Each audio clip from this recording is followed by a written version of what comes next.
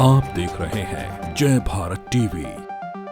नमस्कार, आप देख रहे हैं जय भारत टीवी। आपके साथ मैं हूं अंकित काला और आज हम बात करेंगे उस खबर की जिसका है सीधा आपसे सरोकार। जी हाँ, हम बात कर रहे हैं सीबीएसई की से जुड़ी हुई उस खबर की जिस फर्जी नंबर प्लेट की गाड़ी में हमारे रीजनल डायरेक्टर घूम रहे हैं और लगातार जय भारत टीवी इस खबर का फॉलोअप कर रहा है। कल भी हमारी टीम सीबीएसई के रीजनल ऑफिस में गई थी जहां पर के अधिकारियों ने कुछ भी बोलने से इनकार कर दिया। आज भी हमारे संवाददाता हेम भट्ट हमारे साथ सीधा लाइव जुड़ रहे हैं। हेम, आपको आवाज़ मिल पा रही है? जी बिल्कुल।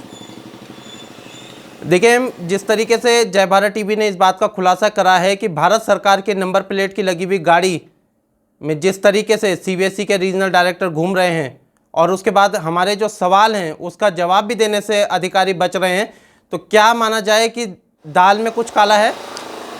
देखिए उनकी दाल में काला नहीं, पूरी दाल ही काली है। जो राज्य संपत्ति विभाग उत्तराखंड में जो सरकारी गाड़ियां अलॉट करता है, क्या वो आंख मूंदे सोया हुआ है? सीबीएसई के रीजनल डायरेक्टर हैं, कोई छोटी मोटी पोस्ट नहीं है कि किसी अधिकारी को शासन से गाड़ी मिल गई और वो उसे चलाए जा रहा है। डायरेक्टर हैं, रीजनल डायरेक्टर, और उनके पास जो वाहन है वो फर्जी निकलता है। कितना बड़ा झोलझाल नज़र आ रहा है, आप साफ इस बात से समझ सकते हैं कि वो नंबर, जिस नंबर लगी प्लेट में घूम रहे हैं डायरेक्टर, वो फर्जी नंबर है। उसका आरटीओ में कहीं रजिस्ट्रेशन ही नहीं है।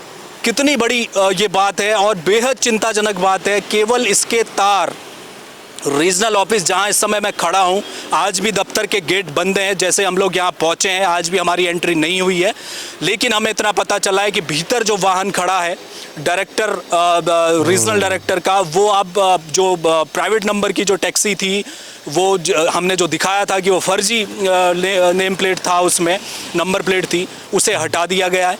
उसकी जगह टैक्सी नंबर आ गया है। लेकिन सवाल अभी भी बने हुए हैं कि इस तरह के फर्जी वाहन से जब रीजनल डायरेक्टर चल रहे थे तो इसमें किसकी कमी है, ये कहां से ये खामियां आई हैं और किसके घालमेल से ये पूरा फर्जीवाड़ा हुआ है। केवल वाहन हटा देने से काम नहीं चलेगा, ये बताना पड़ेगा कि वो वाहन आया कैसे। उत्तराखंड के राज्य संपत्ति विभाग के वाहनों की सीरीज में एक गाड़ी ऐसी कैसे आ गई? ये ब्लैक शिप आया कहां से? क्या केवल यही एक वाहन है? क्या ऐसा नहीं हो सकता कि राज्य संपत्ति विभाग द्वारा अलॉट किए गए तमाम जो सरकारी वाहन हैं उनमें कितना फर्जीवाड़ा चल रहा होगा? ये इस बात की ओर सीधा इशारा करता है अंकित। और ये एक बहुत बड़ा, अगर इस पूरे मामले की जांच आज होती है तो एक बड़े भ्रष्टाचार का खुलासा होगा उत्तराखंड में। और ये केवल आज की बात नहीं है।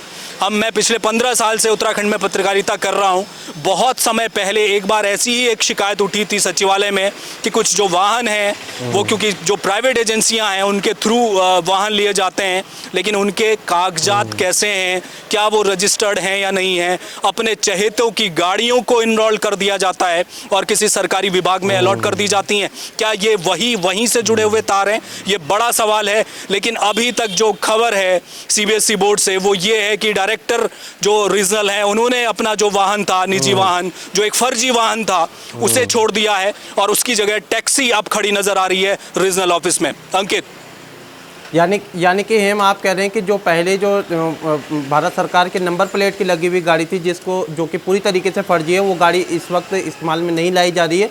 दूसरी आशंका आप ये जता रहे हैं कि अगर इस तरीके का जो जानकारी हमारे पास मिली है और इसके बाद अगर बड़े पैमाने पर अगर जांच की जाए तो कहीं ना कहीं ये जो भ्रष्टाचार की जो जड़ें हैं वो और भी ज़्यादा गहरी हो सकती है।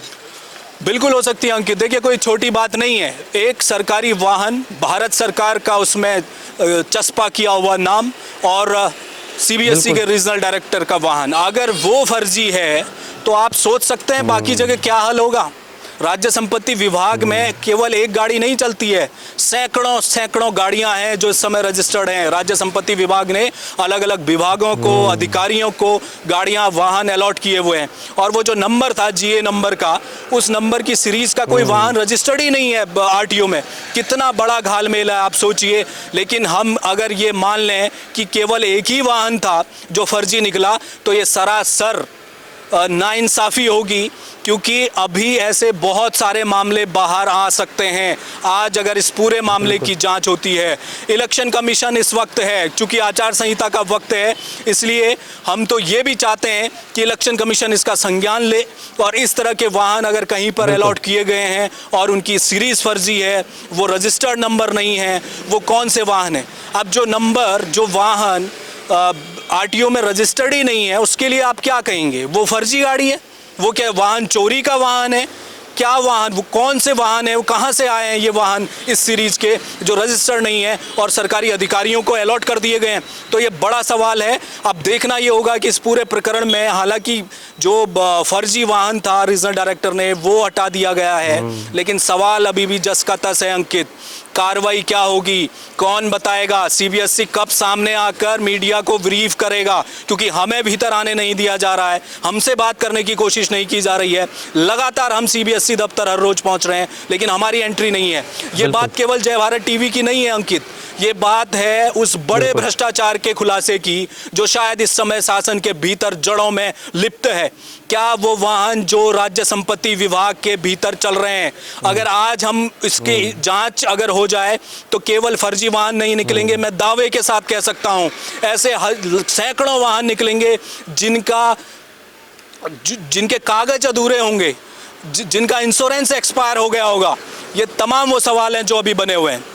बिल्कुल है, इस बात से तो इनकार नहीं किया जा सकता कि कहीं ना कहीं राज्य संपत्ति विभाग के अंडर में जो ये तमाम गाड़ियां चल रही है उसमें कहीं ना कहीं घपले घोटाले ना हो। और ये तो सिर्फ अभी एक मामला है, हालांकि हमारी जय भारत की टीम लगातार इस तरीके से जो घपले घोटाले जो भ्रष्टाचार किए जा रहे हैं उस पर लगातार देखती रहेगी, ऐसी खबरों का फॉलोअप लगातार हम करते रहेंगे। हेम, अगर एक अंतिम प्रश्न आपसे पूछना चाहूँगा, इस वक्त की अगर आप परिस्थितियाँ दिखा पाएँ कि सीबीएसई के रीजनल डायरेक्टर के ऑफिस में किस तरीके की हलचल है, क्या परिस्थितियां हैं, तो वो आप जरा हमारे दर्शकों को दिखा पाए तो। देखिए अंकित, इस समय मैं दफ्तर के बाहर हूं और मैं ठीक सड़क के बाहर खड़ा हूं। आप मेरे फ्रेम में पीछे देख सकते हैं दर्शक, जो बिल्डिंग है वो रीजनल ऑफिस है सीबीएसई का, सामने बोर्ड लगा हुआ है और भीतर हम जाने की कोशिश कर रहे थे। आज भी गेट बंद कर दिया गया जब हम वहाँ पर पहुँचे थे और मेरे पीछे आप देखेंगे कि वहाँ पर अभी भी जो गेट है वो बंद है और पीछे का बोर्ड लगा हुआ है और यहाँ पर हमारी एंट्री नहीं की गई है। आज भी हमने कोशिश की थी जैसे ही हम यहाँ पहुँचे थे, लेकिन सवाल ये है कि मीडिया से कब तक दूरी बनाएंगे? क्यों, आखिर ऐसा आपने कौन सा गुनाह किया है? आप बताइए आके, आपको बताना पड़ेगा सीबीएसई को कि वो वाहन क्या था जिसको, जो 5 दिन पहले आपके पार्किंग में खड़ा था, जिसमें डायरेक्टर चल रहे थे, उस वाहन को पकड़कर आपने अचानक हटा दिया जय भारत की खबर के बाद। तो इसका मतलब कि आपका वाहन फर्जी था, आपने वो हटाया।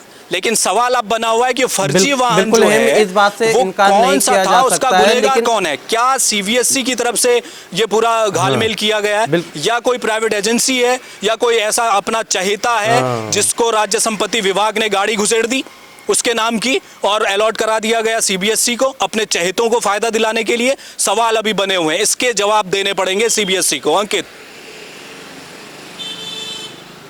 बिल्कुल हेम, इस बात से तो इनकार नहीं किया जा सकता है कि कहीं ना कहीं पूरी दाल काली है और अगर इसकी ढंग से जांच हो तो कहीं ना कहीं एक बड़ा जो रैकेट है, इसको हम कह सकते हैं उत्तराखंड में एक बड़ा रैकेट का भी खुलासा हो सकता है। बहरहाल आपका बहुत बहुत शुक्रिया आपने तमाम जानकारी के लिए। तो हमारी लगातार इस खबर पर नज़र बनी रहेगी, पल पल की अपडेट के लिए आप हमें देखते रहिए। हमारे चैनल को सब्सक्राइब करें, बेल आइकन को प्रेस करें ताकि लेटेस्ट वीडियो की खबर आप तक मिलती रहे।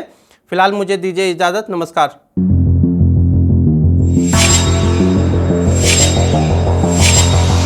पड़ताल कर रहे थे उस गाड़ी की।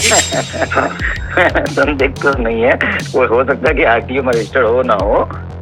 सीबीएसई कार्यालय देहरादून में चल रही संदिग्ध कार के मामले में जय भारत टीवी की खबर चलने के बाद पुलिस और आरटीओ विभाग में हड़कंप मच गया है। इस मामले में अब पुलिस जांच में जुट गई है। दरअसल कैंट कोतवाली में शिकायत दर्ज कराने के साथ ही पुलिस विभाग को इस फर्जी कार के मामले में भी सभी साक्ष्य उपलब्ध हो गए हैं। फिलहाल कैंट कोतवाली पुलिस मामले की जाँच कर रही है। सीबीएसई के रीजनल डायरेक्टर की फर्जी नंबर प्लेट वाली वाहन पर हमने क्षेत्र के मौजूद कोतवाली में इस बात की सूचना भी दी है और हम यहाँ पहुँचे हैं। हमने उन्हें जानकारी दी है कि किस तरह से राज्य संपत्ति विभाग की जो गाड़ियाँ सरकारी विभागों को अलॉट हुई हैं, उनमें से एक के सबूत हमने सामने रखे हैं कि कैसे वो फर्जी वाहन जो आरटीओ में रजिस्टर्ड भी नहीं है, किस तरह से सीबीएसई के रीजनल डायरेक्टर उसमें घूम रहे हैं। तहरीर ले ली गई है, अब देखना है कि उत्तराखंड की मित्र पुलिस कब तक इस मामले पर कार्रवाई करती है। इस मामले में जय भारत टीवी की टीम आरटीओ कार्यालय देहरादून भी पहुंची, जहां हमारी टीम ने आरटीओ देहरादून दिनेश पठोई से बातचीत की, जिसमें उन्होंने कैमरे में तो कुछ भी बोलने से इनकार कर दिया, लेकिन उन्होंने अनौपचारिक बातचीत में कहा कि लिखित शिकायत के बाद आरटीओ अपने स्तर से मामले की जांच कराएगा।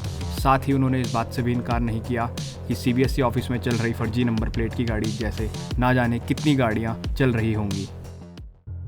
राज्य संपत्ति विभाग की फर्जी नंबर प्लेट की गाड़ी का मामला सामने आने के बाद आरटीओ में भी ये मामला पहुंचा है और जब हमारी बात हुई है आरटीओ दिनेश पठोई से और जो इन्फोर्समेंट देखते हैं आरटीओ का सुनील शर्मा, दोनों ने इस खबर का संज्ञान लिया है और बहुत जल्द इस मामले में कार्रवाई होने जा रही है। बड़ी बात यह है कि जब हमने इस पूरे प्रकरण में आरटीओ पठोई से बात की तो उन्होंने कैमरे के आगे कुछ भी बोलने से इनकार कर दिया, लेकिन उन्होंने ये ज़रूर कहा है कि इस मामले पर अगर निजी तौर पर शिकायत होती है तो वो कार्रवाई करेंगे। उन्होंने इस बात से भी इनकार नहीं किया कि इस तरह के फर्जी वाहनों का होना कोई नई बात नहीं है, पहले भी इस तरह के कई प्रकरण सामने आ चुके हैं। अब देखना ये होगा कि आरटीओ कितनी जल्दी इस फर्जी वाहन पर कार्रवाई करता है। नवजीवन भंडारी के साथ हेमभट्ट, जय भारत टीवी।